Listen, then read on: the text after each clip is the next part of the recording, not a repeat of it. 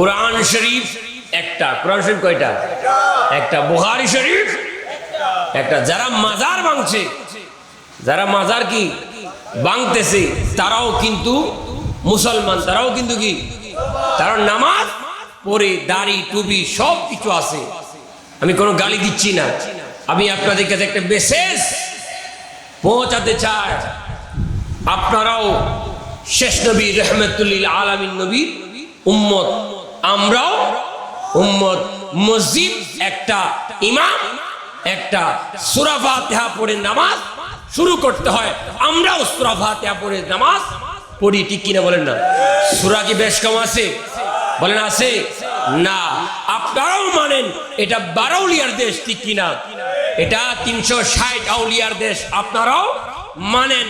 আপনারা শাহজালাল এর মাজারে খেদমত করে আপনাদের যে কমপ্লেক্স রয়েছে মসজিদ, এই মসজিদের টাকা বাবা শাহজালালের মাজারের দান বক্সর টাকা দিয়ে মসজিদ পরিচালনা করা হয়। হয় কি হয় না? বাংলাদেশের অনেক মাজার রয়েছে যে মাজারগুলা পরিচালনা করেও কওমি এবং ওয়াহাবি মাদ্রাসার আওতায় অনেক অনেক কি মাজার রয়েছে। মেসেজটা হচ্ছে এই বর্তমান যেইভাবে আপনারা মাজারকে ভাঙচুর করছেন, মাজারে আক্রমণ করছেন, মাজারে গিয়ে যেইভাবে ইচ্ছা সেইভাবে আপনারা জ্বালিয়ে দিচ্ছেন, পুড়িয়ে দিচ্ছেন, হাঙ্গামা ধাঙ্গামা করে মারামারি করা, আসলে কি এইভাবে কি ইসলাম কি আল্লাহ রাসূল কি কায়েম করেছেন? বলেন না, কায়েম করেছেন? ওলি আল্লাহদের মাধ্যমে ইসলাম পেয়েছি, শাহজালালের মাধ্যমে, গৌসুল আজম মাইজ ভান্ডারীর মাধ্যমে, খাজা গরিবে নওয়াজের মাধ্যমে। তারা কি সেইভাবে হাঙ্গামা করে, মূর্তি ভেঙ্গে, মানুষকে নির্যাতন করে, হাঙ্গামা করে তারা কি ইসলাম কি কায়েম করেছিল? বলেন না, ইসলাম কায়েম করেছিল?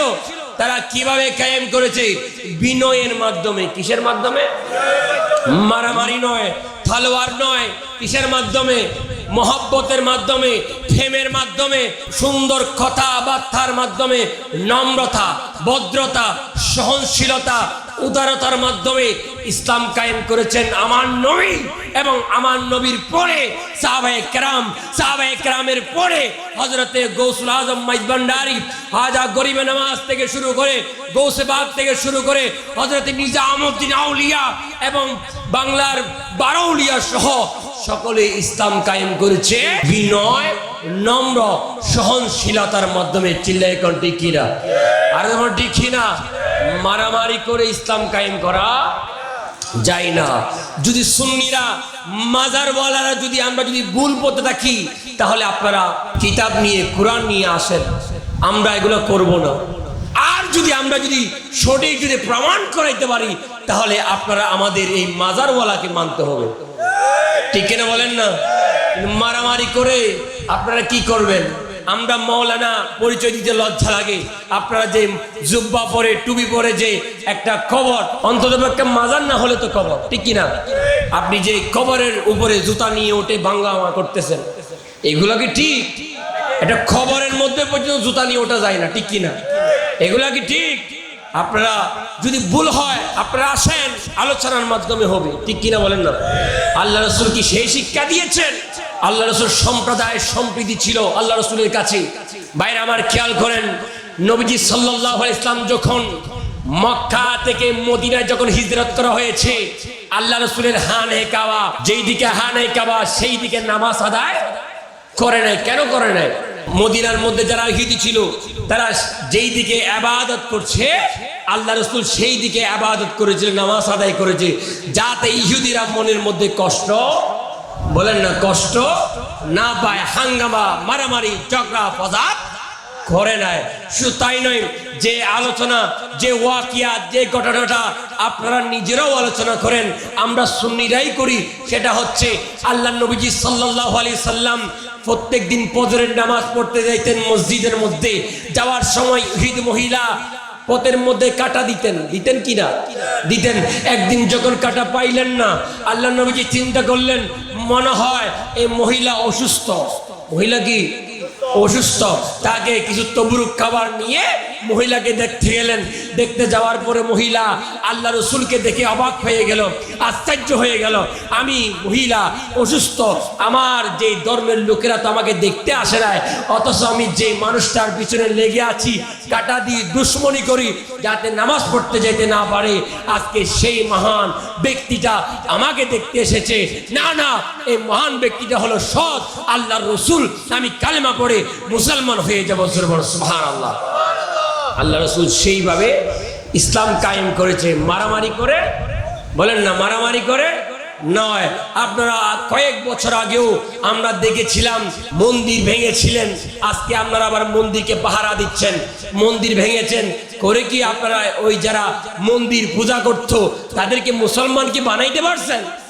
আরো মন্দিরগুলা বিশালভাবে সংস্কার করা হয়েছে, কোনো লাভ হয়েছে? ওলি আল্লাহর দরবারে আদব আছে, মহব্বত আছে। খোদাকে কিভাবে মহব্বত করতে হয়, খোদাকে কিভাবে রাজি করতে হয়, ওলি আল্লাহর দরবারে সেটা শিক্ষা দেওয়া হয়। ওলি আল্লাহর দরবারে অস্ত্র, মারামারি, ঝগড়া, ফসাদ, লাঠি ছুটা নিয়ে হাঙ্গামা করা আল্লাহর ওলির দরবারে এগুলা গৌসুল আজম মাইজবানের সেই শিক্ষা, সরণদ্বীপ বাবাদান সেই শিক্ষা দেয় নাই। হযরত জালালউদ্দিন রুমি রহমাতুল্লাহি আলাইহি জগৎ বিখ্যাত একজন আল্লামা ছিলেন। এরপরে জগৎ বিখ্যাত বলি হয়েছেন শামস তিবরিজ রহমাতুল্লাহি আলাইহি সুহবত গোলামি করার মাধ্যমে, ঠিক কি না? মহব্বত, ভক্তি, গোলামির মাধ্যমে উনি আজকে জালালউদ্দিন রুমি হয়েছে। জালালউদ্দিন রুমি রহমাতুল্লাহি আলাইহি দরবারে একদিন গভীর রাত্রি বেলায় মেহমান এসেছে। সুবহানাল্লাহ বলেন না। মেহমান খানা রয়েছে, এই মেহমান খানা লঙ্গরখানা বলা হয়। এখনো চরণদ্বীপ দরবারের লঙ্গরখানা আছে কিনা? কেউ রাত্রি বেলায় আসলে খাওয়া দাওয়া দেওয়া হয় কি না? তবরুকের ব্যবস্থা হয় কি হয় না? মাইজবান্ডার দরবারে আছে কিনা? তবরুকের ব্যবস্থা আছে। ঠিকভাবে তেমনি ভাবে জালালউদ্দিন রুমি রহমাতুল্লাহি আলাইহি দরবারেও লঙ্গরখানা রয়েছে। রাত যখন গভীর হয়ে গিয়েছে, মেহমান আসছে। যখন মেহমান আসলো, জালালউদ্দিন রুমি রহমাতুল্লাহি আলাইহি ওনার দরবারে যিনি বাবুর্চি ছিলেন, বাবুর্চিকে বললেন, ওগো বাবুর্চি, তুমি খাবার রেডি করো। তুমি খাবার কি করো?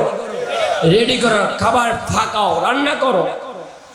বাবুর্চি যখন রান্না করতে গেলেন, দেখতেছে রান্না করার জন্য যে খাট গাছ রয়েছে না, সেগুলো নাই। কিভাবে রান্না করবে?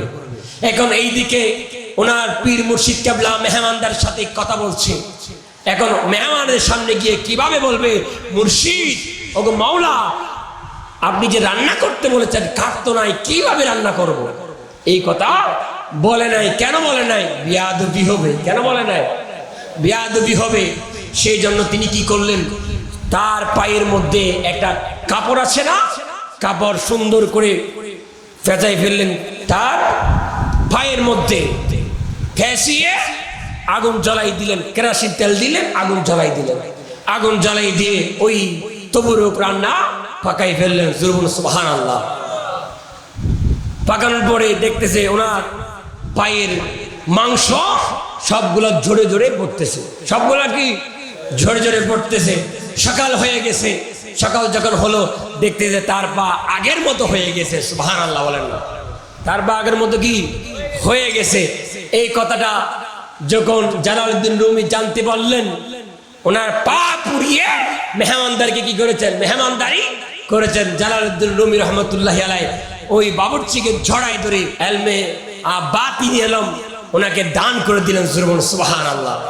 ওই বাবুর্চি হয়ে গেলেন জগৎ বিখ্যাত আল্লাহর ওলি। সুবহানাল্লাহ। শুধু তাই নয়, জালালউদ্দিন রুমি রহমাতুল্লাহি আলাইহি ওই বাবুর্চির রওজা শরীফের মধ্যে প্রতি সপ্তাহে শামস তিবরিজ সহ তারা কি করেন? একটা জলসা করেন। সুবহানাল্লাহ। কিসের মাধ্যমে? আদবের মাধ্যমে, নম্র, বিনয়, ভালোবাসা, মহব্বতের মাধ্যমে। আর তারাও আল্লাহর ওলি, বলেন না, আল্লাহর ওলি হয়েছেন। ঝগড়া করে, ফসাদ করে কখনো কিছু করা যাবে না। যতই নামাজ পড়েন, যতই রোজা রাখেন, হজ করেন, যাকাত দেন, উগ্রতা দিয়ে, মারামারি দিয়ে কখনো আপনি ইসলাম কায়েম করতে পারবেন না। ইসলাম কায়েম করতে পারবেন না। যদি ইসলাম কায়েম করা যদি এরকম পারত, তাহলে শাহজালাল আগে করতো, ঠিক কিনা? ভাইরা আমার খেয়াল করেন, শাহজালাল রহমাতুল্লাহি আলাইহি যখন পাক ভারতের মধ্যে যখন ইসলাম প্রচার করতেছে, ওই যে মূর্তি পূজারী লোকেরা সিদ্ধান্ত নিলেন শাহজালালকে মেরে ফেলতে হবে। যদি মেরে ফেলা না হয় আমাদের মূর্তি পূজা, আগুন পূজা কিছুই থাকবে না, সব কিছু তো শেষ হয়ে যাবে। কে শাহজালাল হযরতে মঈনুদ্দিনকে কে মারতে পারবে? যে মারবে তাকে মোটা অঙ্কের পুরস্কার দেওয়া হবে। একজন জল্লাদ রাজি হইয়া গেছে। জল্লাদ বললেন আমি মারবো, টাকা দিবেন? দিব, যত লাগে তত দিব। টাকার লোভী তিনি হযরত খাজা গরিবে নওয়াজ কি মারার জন্য রাজি হলেন। এখন গরিবে নওয়াজকে হত্যা করার জন্য ওনার হুজরা শরীফের মধ্যে আসলেন। গরিবে নওয়াজ আল্লাহর বলিলা হচ্ছে কশফ কারামত, কশফের মাধ্যমে দেখতে পায় এখানে কতগুলা মানুষ আসছে। আল্লাহর বলি হযরতের চরণদ্বীপ বাবাজান কেবলা এই কাবা দেখতেছে কিনা, বলেন না দেখতেছে কিনা? হযরতে আবুল বশর মাইজ ভান্ডারী তিনি দেখতেছে, হযরতে খায়রুল বশর ফারুকী উনিও দেখতেছে, লেখনটি কিনা? সাজু বাবাজান কেবলা এই কাবা রওজা পাক থেকে দেখতেছে বক্তা মুরিদরা আজকে কোথায় থেকে কি জন্য এসেছে, কোন আশা নিয়ে এসেছে, ঠিক কিনা? মাইজ ভান্ডার দরবারে গেলে গৌসুল আজম মাইজ ভান্ডারী জানে উনি কি জন্য আসেছে। হাজা গরিবে নওয়াজ বুঝতে পেরেছে জল্লাদ ওনাকে মারার জন্য আসছে। জল্লাদ কি মারার জন্য আসছে? আসছে কি পরে? টুপি পরে, পাঞ্জাবি পরে, মুসলমান সেজে আসলেন।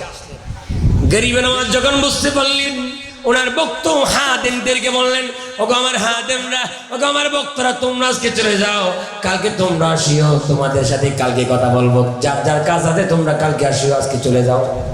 সবাইকে কি করে দিলেন? বিদায় করে দেওয়া হয়েছে। ওই ব্যক্তিরা যিনি জল্লাদ উনি বসে আছে। গরিবে নওয়াজ এবার জল্লাদকে ডাক দিয়ে বলেন, হ্যাঁ জল্লাদ তুমি তো মুসলমান না? তুমি কি? তুমি তো মুসলমান না। ওগো জল্লাদ তুমি দেখছো না আমার হুজরা শরীফের মধ্যে কোন বক্তব্য মুরিদ কথা হাদেম নাই, সবগুলাকে আমি বিদায় করে দিয়ে দিয়েছি, সবাই তো চলে গিয়েছে, এখন হচ্ছে সুবর্ণ সুযোগ, তুমি আমাকে মারো। তুমি আমাকে কি যে কাজটা করতে এসেছো, জবাই করতে এসেছো, তুমি আমাকে জবাই করে ফেলো।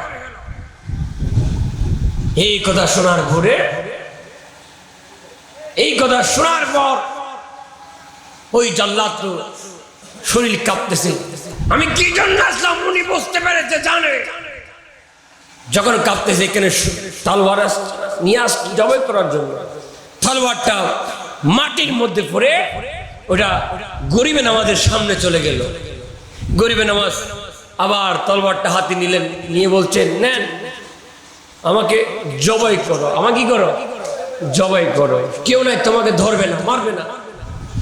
হ্যাঁ, জল্লাদ ডাক দিয়া বলেন, হুজুর মাফ করে দিন, বিয়াদবি করে ফেললাম, আপনাকে আমরা বুঝতে পারলাম না, টাকার লোভে আপনাকে কতল করতে আসছি। আপনি আসলে জগৎ বিখ্যাত আল্লাহর বলি, সুবহানাল্লাহ বলেন না?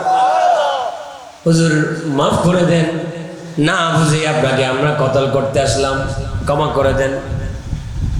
হয়তো না না তোমরা কাজ করে দাও, হয়তো না হুজুর মাফ করে দেন,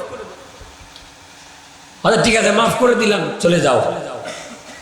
জল্লাদ বলতেছে, ইয়া গরিবে নওয়াজ, আপনি আমাকে ক্ষমা করলে হবে না, মাফ করলে হবে না।